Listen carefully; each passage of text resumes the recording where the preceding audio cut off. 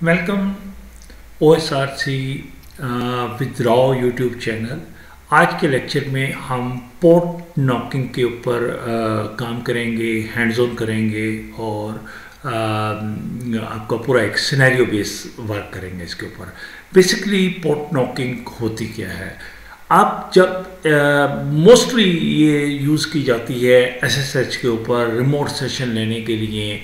इसमें होता है कि अगर आपका कोई रिमोट सर्वर है और उस सर्वर के ऊपर फायरवॉल लगी हुई है और अगर आप उसको SSH करना चाहते हैं और आपने स्पेसिफिक IP के लिए या स्पेसिफिक टाइम के ऊपर उस फायरवॉल को अलाउ करना चाह रहे हैं अपने SSH सेशन के लिए और आपके पास रिमोटली एडमिनिस्ट्रेटर नहीं है, इंटरेक्टिव सेशन नहीं है उस चीज़ के ऊपर, तो आप उसके लिए पोर्ट नॉकिंग का कॉन्सेप्ट यूज़ करते हैं जो कि नेटवर्क के अंदर और ख़ासतौर पे रिमोटली सेशंस के लिए बहुत इंपॉर्टेंट है।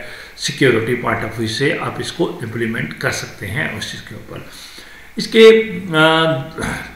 इस वक्त मेरे पास इस सिनेरियो के अंदर दो मशीनें हैं। एक होस्ट नेम SSH सर्वर है और दूसरी मशीन मेरे पास जो है वो है एज ए SSH क्लाइंट के तौर के ऊपर इस चीज़ को मैं यूज़ कर रहा हूँ। अब क्लाइंट का जो IP है मेरे पास वो IP है 100.211 और जो सर्वर का IP एड्रेस है वो है मेरे पास 100.209। अब SSH मेरे पास इस सर्वर के ऊपर इस मशीन पे SSH प्रॉपरली चल रहा है उसके ऊपर, ठीक। और इसमें बेसिकली होता ही है कि आपको दो किस्म के सॉफ्टवेयर की रिक्वायरमेंट होती है। पहले मैं चेक कर लेता हूँ कि SSH मेरे पास चल रहा है कि नहीं चल रहा। अब मैं यहाँ से क्लाइंट से बैठ के सिंपल SSH करता हूँ 192.168.100.209, ठीक है, और ये SSH मेरा अलाउ है और मैं यहाँ पर लॉगिन हो गया हूँ उस चीज़ के ऊपर। अब सबसे पहले ये है कि मैंने SSH को ब्लॉक करना है, SSH डिनाई करना है फॉर ऑल। फायरवॉल लगानी है, IP टेबल्स जो सिस्टम बेस्ड फायरवॉल है लिनक्स के ऊपर IP टेबल्स के यूज़ करते हैं। IP टेबल्स की फायरवॉल को मैंने यूज़ करना है। मैं IP टेबल्स -A इनपुट का रूल है मेरे पास, A-P प्रोटोकॉल कौन सा है TCP D port destination port 22 -J action ले ड्रॉप। ये मैंने एक फायरवॉल का रूल यूज़ कर दिया। IP टेबल सर्वर के ऊपर IP टेबल्स -A अपेंड करे इनपुट के रूल को और प्रोटोकॉल कौन सा हो, TCP हो, डेस्टिनेशन पोर्ट 22 हो और -J एक्शन ले ड्रॉप करे। अब मैं यहाँ पर SSH करता हूँ इसको, तो वो क्योंकि फायरवॉल उसको ड्रॉप कर रही है, अब मेरा SSH ये ड्रॉप हो गया और SSH अलाउ नहीं है। ये मेरा सर्वर SSH प्रोटेक्टेड है। अब मैं ये मेरा रिमोटली सर्वर है, ह्यूमन इंटरेक्शन नहीं है, कहीं भी किसी भी जगह पड़ा हुआ है। अब मुझे इसको रिक्वायरमेंट होती है SSH करने के लिए, अपना SSH सेशन इस्टेब्लिश करने के लिए, तो मैं कैसे इस फायरवॉल के रूल को अलाउ करूँगा या मैं इस रूल को डिनाई करूँगा, डिलीट करूँगा और अपनी SSH को अलाउ करूँगा इस चीज़ के ऊपर।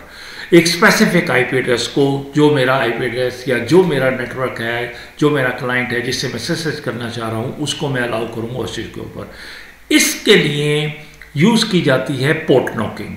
पोर्ट नॉकिंग बहुत इम्पॉर्टेंट एक यूटिलिटी है जो कि बहुत ज़्यादा आपको सिक्योर एनवायरनमेंट देती है और आप अपने विद इन फायरवॉल फॉर किसी भी सीक्वेंस ऑफ पोर्ट्स की मदद से आप उसको कोई एक जेनेरिक या आपका कोई एक सीक्रेट पोर्ट्स का सीक्वेंस बना लेते हैं और उस सीक्रेट सीक्वेंस ऑफ पोर्ट की मदद से आप उस फायरवॉल को, अपने सर्वर को रिक्वेस्ट भेजते हैं और वो आपकी फायरवॉल को अनेबल और डिसेबल कर देता है इस चीज़ के ऊपर।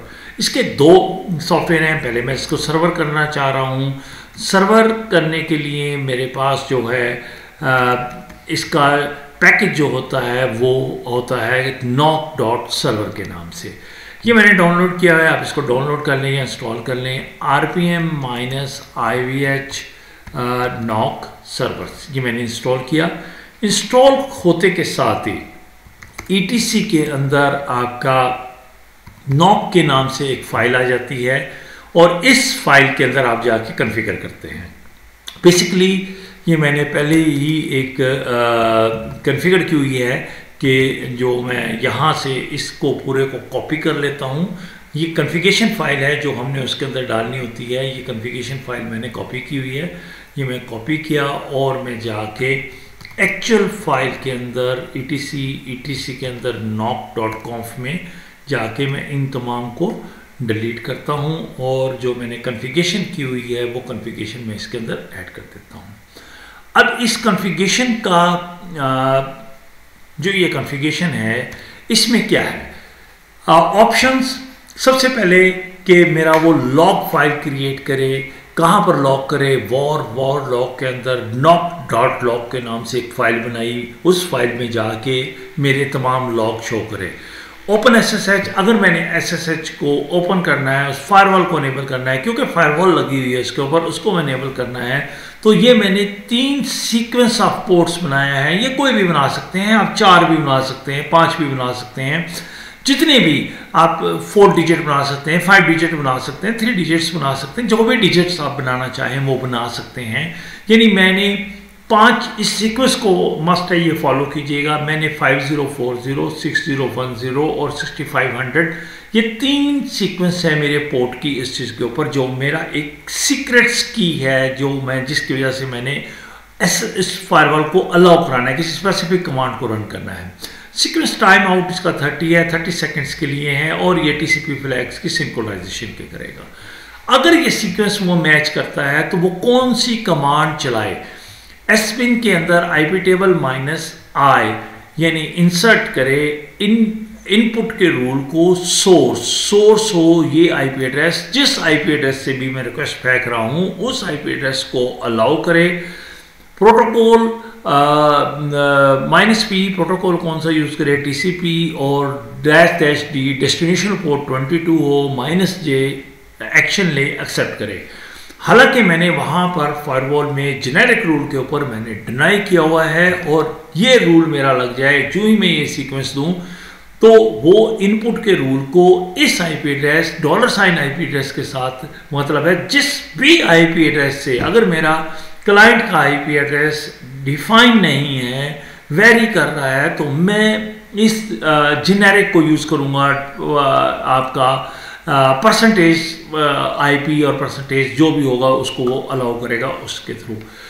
और उसके बाद अगर मैं SSH कर लिया, मेरा सेशन ऑन हो गया, मैंने अपना काम किया और उसके बाद मैं इस रूल को दोबारा इंप्लीमेंट करना चाह रहा हूँ, दोबारा लगाना चाह रहा हूँ, तो उसको क्लोज के लिए क्या होगा, सीक्वेंस क्लोज की सेपरेट पोर्ट्स का सीक्वेंस होगा 4040 5050 8080, इसका भी टाइम आउट यही है। और कमांड क्या करेगा, जो मैंने रूल इंप्लीमेंट किया था उस रूल को डिलीट कर देगा उस चीज़ के ऊपर। ये मेरा रूल लग गया इसके ऊपर, जो मैंने इसको यूज़ किया।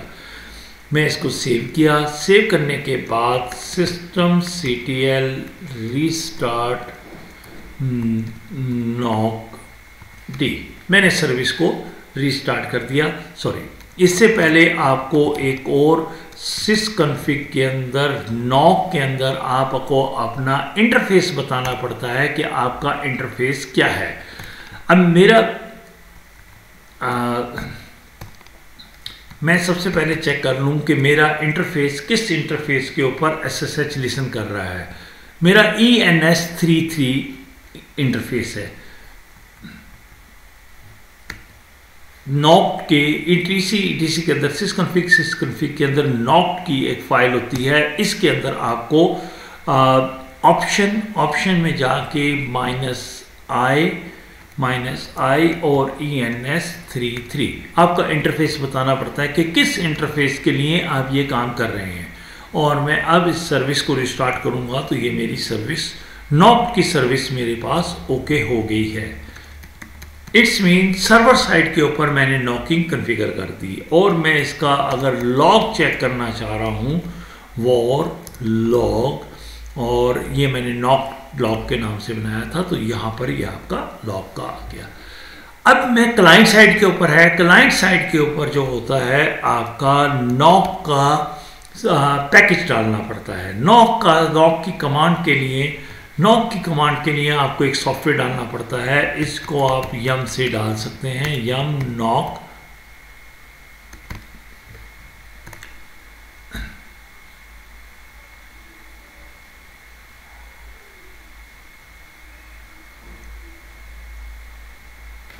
यम इंस्टॉल नॉक से आप इसको डालेंगे तो ये आपको इंस्टॉल कर देगा इसको पैकेज को।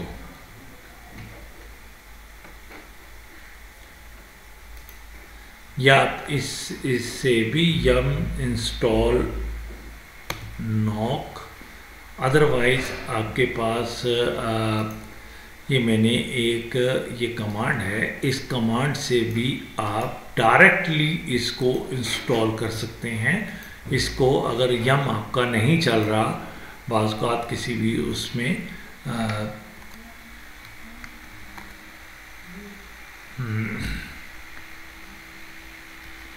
तो आप डायरेक्ट इस कमांड से अपना नॉक को इंस्टॉल कर सकते हैं। ये नॉक इंस्टॉल हो गया।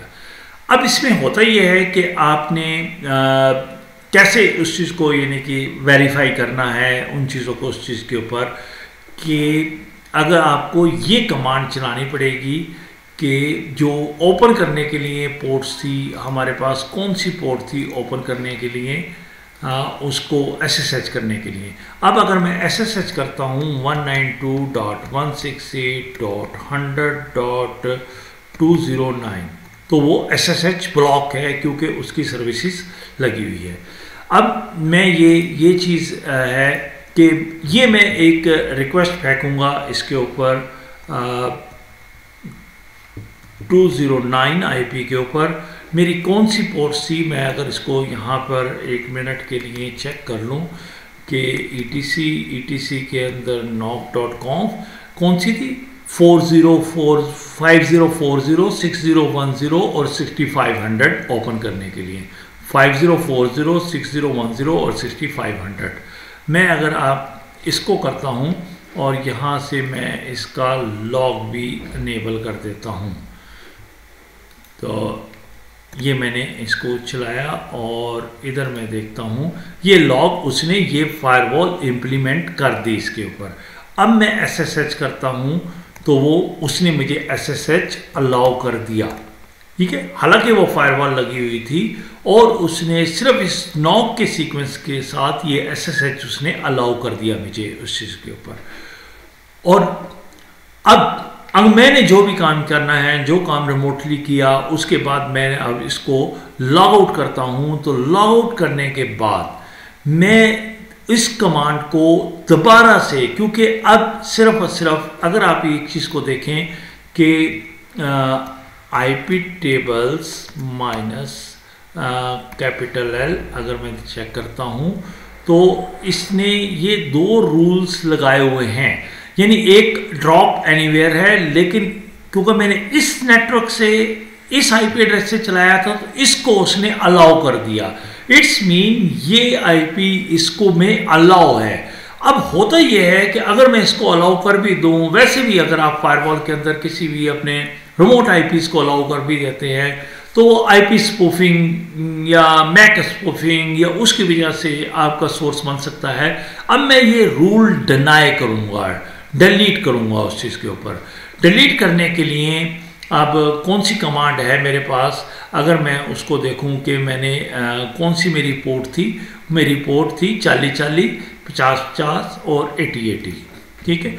अब मैं यहाँ से लॉग आउट हुआ। लॉग आउट होने के बाद मैं यहाँ पर क्या है, कौन सी पोर्ट है मेरी, 4040,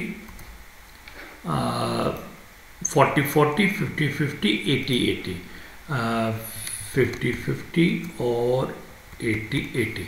अब मैं ये वाली कमांड अगर चलाता हूँ तो अब वो SSH मुझे नहीं करने देगा, क्योंकि उसने SSH को ब्लॉक कर दिया है। अगर मैं इसके लॉग में देखता हूँ तो वो रूल, उसने जो रूल लगाया था वो रूल डिलीट कर दिया।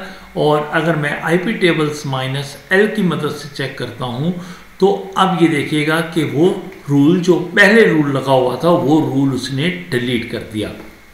इस तरह पोर्ट नॉकिंग की मदद से हम किसी भी अपने रिमोट सर्वर को स्पेसिफिक पोर्ट्स या IP एड्रेस को अलाउ कर सकते हैं, डिनाई कर सकते हैं, यूज कर सकते हैं। एक चीज का ख्याल कीजिएगा कि जिस IP से आप रिक्वेस्ट भेज रहे हैं, बेसिकली इस क्लाइंट का IP को वो ऐड करता है। अगर मैं यहाँ पे उसको इसको भी चेक करूं, उसने इस IP को ऐड किया है, जिस IP से आया है उस IP से ऐड किया है, उसके अलावा सब डिनाई है इसके ऊपर है। अब हमने सिर्फ यहाँ पे अगर एक चीज़ को आप देखें कॉन्फ़िगरेशन के अंदर कि हमने यहाँ पर ये IP यूज़ किया, तो ये जो भी, अगर आपका IP डिफाइन नहीं है, आप किसी भी जगह से रिमोटली लॉगिन होना चाहते हैं इस ब्लॉकिंग के थ्रू, तो यहाँ पर आप ये IP यूज़ करें। अगर आपका IP स्पेसिफिक है तो आप यहाँ पर इस सोर्स को, इसको स्पेसिफिक भी कर सकते हैं, जो भी आपका IP एड्रेसेस होगा। इस तरह हमने इस लेक्चर के अंदर देखा कि नॉकिंग की मदद से हम रिमोट सर्वर की अपनी रिक्वायरमेंट के मुताबिक अपनी फायरवॉल को एनेबल कर सकते हैं, डिसेबल कर सकते हैं, अपने SSH को अलाउ कर सकते हैं, और इस तरह हमारा जो रिमोट सर्वर है SSH है वो अंडर फायरवॉल होगा और प्रोटेक्शन होगा। आई थिंक ये लेक्चर, ये टॉपिक आपके लिए बहुत ज़्यादा हेल्पफुल होगा। अगर आपको किसी भी स्पेसिफिक टॉपिक के ऊपर या कोई लेक्चर की रिक्वायरमेंट है या किसी चीज़ की वीडियो चाह रहे हैं तो आप मुझे इसी लेक्चर के ऊपर या मेरे किसी भी चैनल के ऊपर जाकर OSRC विद राव चैनल पे जाके आप कमेंट्स कर सकते हैं। तो वो इंशाल्लाह मैं आपको वो वीडियोस और वो चीज़ प्रोवाइड करूँगा। Thank you very much.